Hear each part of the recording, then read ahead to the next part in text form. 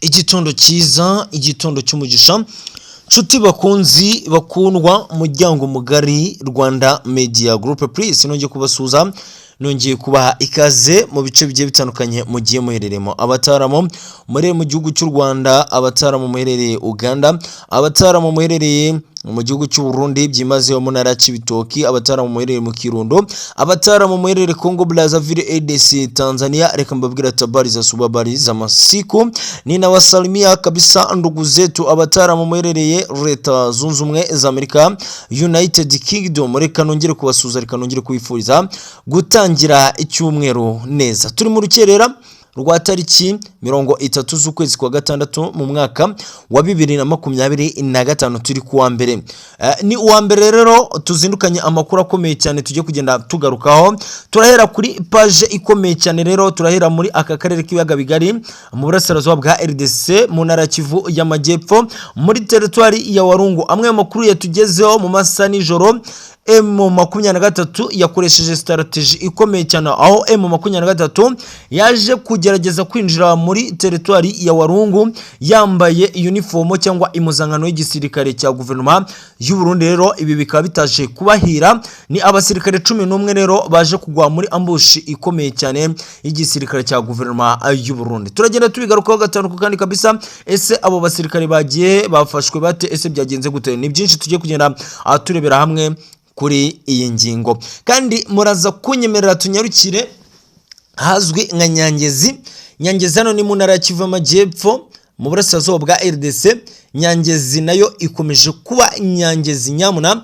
Amakuru ahari, ingabo za guverinoma y'u Burundi ndetse na Wazalendo VDP bamaze kwimura ibirindiro byabo byimuriwe hano muri Nyangezi, aho imbunda karundura ndetse n'amakamyo agera kuri 4 y'abasirikare yamaze kuzamuka Inyangezi kuri anteni nyuma y'ibitero bikomeye cyane ingabo za guverinoma y'u Burundi zagabye ku nyeshyamba z'23 hano muri Nyangezi. Ibirindiro by'inyeshyamba z'23 zikabyirukanwamo ku birometero bigera kuri 7. Rero nuko rwose izi ngabo za guverinoma y'u Burundi zamaze kuzamuka hano hejuru muri Nyangezi ndetse na Wazalendo VDP iyobowe n'uwitwa Afoka Mike. Tujye kugenda tubigarukaho gatanu kandi kabisa muri iki gitondo.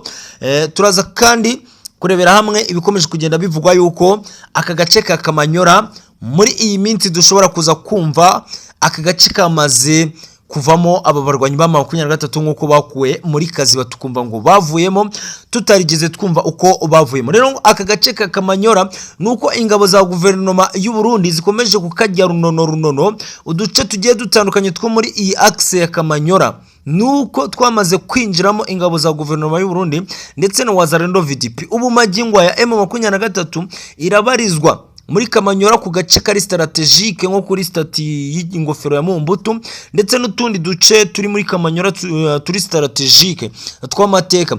Rero muri Kamanyora na gace kanini, by the way tutazajya tuvuga Kamanyora ugire ngo na gace gatoya. Kamanyora na ahantu hanini cyane. Rero amakuru hari nuko aka gace nako dushobora kumva mu minsi itari mike, rwose itari myinshi nako Pluto, dushobora kuza kumva ingabo za guverinoma y'u Burundi zamaze kukigarurira bitewe n'ibyo turi kugenda twumva. Ubu agace kitwa Ruwa ndetse n'agace kitwa Rukana ya mbere, utu duce nuko twamaze kwinjiramo ingabo za guverinoma y'u Burundi ndetse na Wazalendo VDP.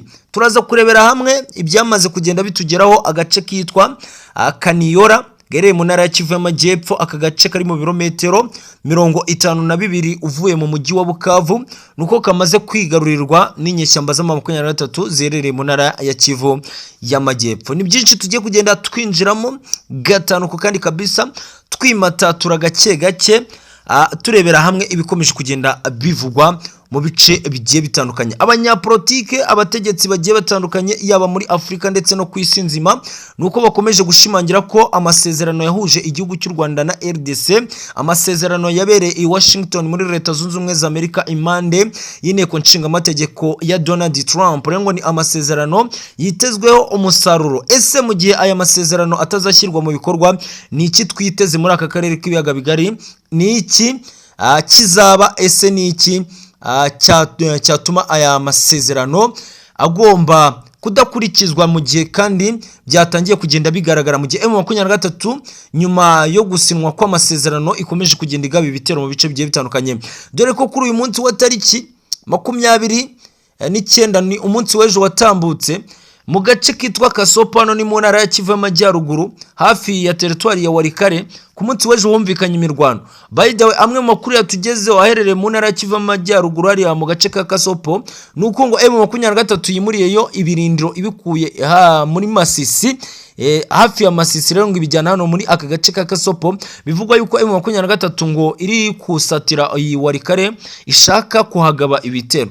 Ayo namwe makuru tuba tugomba kugenda tunyuramo tubaha update zayo kabisa.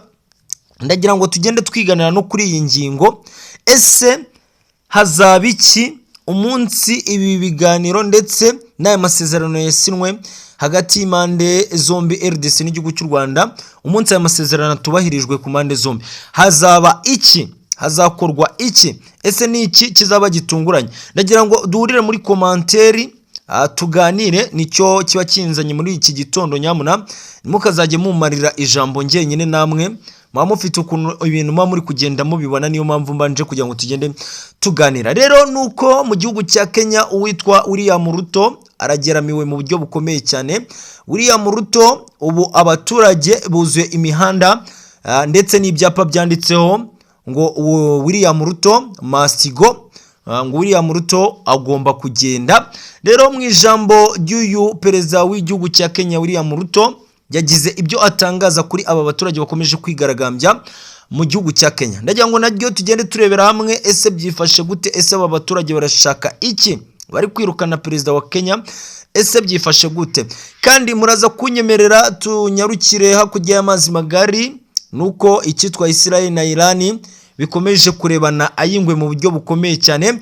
Ni mu gihe rwose Iran yamaze kwigamba ko ngo yashegeshe Israel mu buryo bukomeye cyane ku bitero Iran yagabye muri iki gihugu cya Israel, nkuko Iran yaje kugenda ibyigamba ati Israel niyo wakwiteranya na Leta Zunze Ubumwe za Amerika nuko mutazadutsinda. Aya namwe mu magambo yagiye atangazwa na Iran. Turagenda tubigarukaho gatanu kandi ni mu buryo buhinye, ubu tugiye kugenda tubigarukamo mu buryo burambuye. Ndagira ngo mbere yuko ninjira muri aya makuru muanze muzamure subscribe zanyu, muanze musharinge, mu commenting, asige dukomeze kugenda twibanira mu nkuru n'ibiganiro bikomeza kugenda bitambuka no kuri Rwanda Media Group. Please twihuse cyane, ni David muri kumwe muri iki gitondo. Twihuse reka duhere kuri matekwa zamaze gufatirwa ahitwa Iwarungu muri teritwari ya Warungu, aho ni mu ntara ya Kivu y'Amajyepfo. Rwose muri iki gitondo cya tariki 30 z'ukwezi kwa gatandatu mu mwaka wa 2025 amakuru azindutse M23 yongeye gukoresha amayeri ndetse n'amanyanga akomeye cyane, aho M23 abasirikare bagera kuri 11 bafatiwe muri teritwari ya Warungu bambaye impuzankano cyangwa uniform y'igisirikare cya guverinoma y'u Burundi. Rero aba bari bafite ibirwanisho cyangwa intwaro, rero baje kugwa muri coalition y'igisirikare cya guverinoma y'u Burundi giherereye ahitwa muri teritwari ya Warungu. Hari hamaze iminsi hari kubera imirwano, hari kubera isibaniro hagati y'inyeshyamba za 23 ndetse na Wazalendo VDP ndetse n'ingabo za guverinoma y'u Burundi FDNB. Rero amakuru azindutse nuko aba basirikare 11 baje gufatwa matekwa na numwe urashwe mu gihe ngo bagwe muri iyi coalition y'igisirikare cya guverinoma y'u Burundi FDNB. Babazwa ibibazo bikomeye cyane, aho bavugaga yuko ari abasirikare b'abarundi nyamara baje guhatwa ibibazo mu buryo bukomeye cyane, biza kurangira bafashwe ko ari abasirikare b'igisirikare cy'inyeshyamba za 23. Ibyo ni bimwe mu bimaze kutugeraho muri uru rukerera. Twihuse cyane, ntabwo turi bugende twiziringa mu makuru, dufite amakuru menshi tugomba kugenda tubagezaho.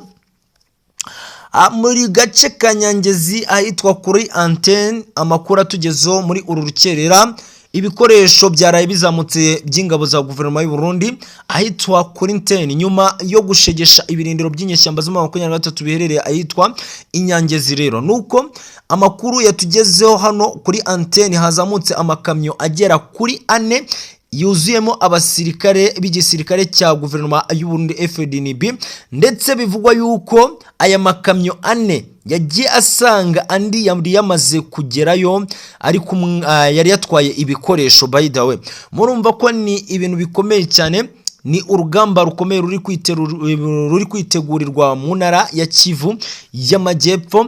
Ubona ko M23 yamaze gutangira gucika intege mu buryo bukomeye cyane. Ibice yagiye ifata mu ntara ya Kivu y'Amajyepfo bimwe yatangiye kugenda ibyamburwa. Ibyo nagiye mbibabwira, harimo ibice bya Katana, Kabare, ibice nka Kaziba ndetse n'ibindi bice bigiye bitandukanye nka Kavumu.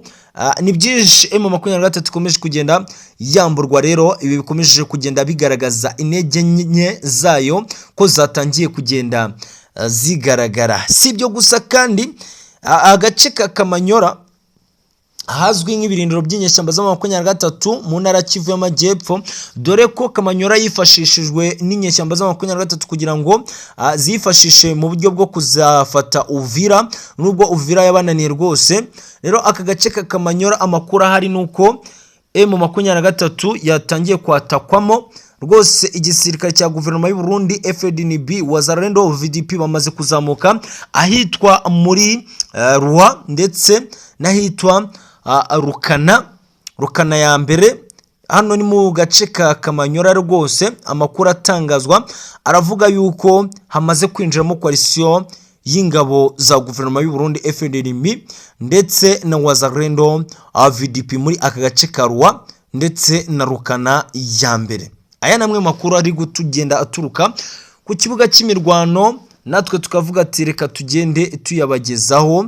Ndabona iminota dufite ari mike rwose, munyihanganire twihute cyane. Ati rero William Ruto Mastigo rwose, William Ruto ngo ugomba kugenda. Ayo ni amagambo abari kwigaragambya bari kuvuga, ni amwe mu magambo yanditse ku byapa abari kwigaragambya bari kugaragaza mu gihugu cya Kenya. William Ruto ati ese muranyirukana nje hehe ko ndi umuyobozi wanyu kandi ndi mwene wanyu, muranyirukana muragira ngo nje? Ati rero niba mutanshaka ku buyobozi ntago mwakabaye kuba mubicisha muri izo nzira zo kwigaragambya, ahubwo mwakabaye kuba mureka tugakoresha politike, asigaye niba mutanshaka koko mukabigaragaza mukoresheje inzira ya politike. William Ruto rero ubutegetsi bwe burageramiwe, aho biri kuvugwa yuko isaha uyu mugabo ashobora gukorerwa icyo twakwita ngo ni kudeta mu buryo bukomeye cyane, aho abaturage biri kuvugwa yuko ngo bari kwigaragambya, ngo harimo abantu bitegura gukora kudeta nyamuna. Ngo hano muri aba baturage bari kwigaragambya mu mihanda harimo bamwe mu bayobozi bakomeye cyane, harimo n'abasirikare. Rero ngo biyambitse imyenda ya gisivili bari mu mihanda bigaragambya bamagana ubutegetsi bwa William Ruto hano mu gihugu cya Kenya. Ni ibintu bikomeye. Akarere k'ibiyaga bigari murumva ko katorohewe, na gihugu magingo ya na kimwe cyorohewe muri aka karere k'ibiyaga bigari. Ni bikomeye ku mande zombi. Murabizi ibiri kugenda bibera mu gihugu cya Uganda nabyo nuko uwitwa Yoweri Kaguta Museveni wiswe Imana ya Uganda ndetse umuhungu wakitwa umwana w'Imana.